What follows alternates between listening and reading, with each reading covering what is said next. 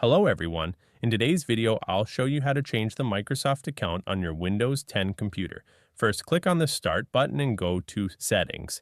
Next, select Accounts. Here you will see the Microsoft account currently in use. To change it, click on Sign in with a local account instead, then click Next.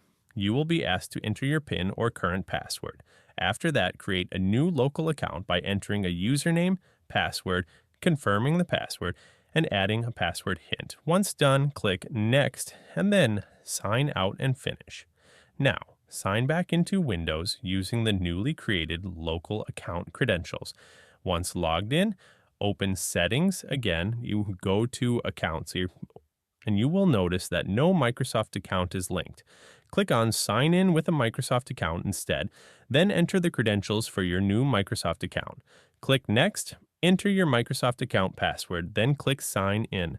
You will be asked to enter your current Windows password, then click Next. You have now successfully changed your Microsoft account. Click Next to proceed. Finally, create a new PIN for your Windows login. Once done, your new Microsoft account will be fully set up and linked to your computer. That's all for today. If you found this video helpful, don't forget to like and subscribe for more useful tutorials.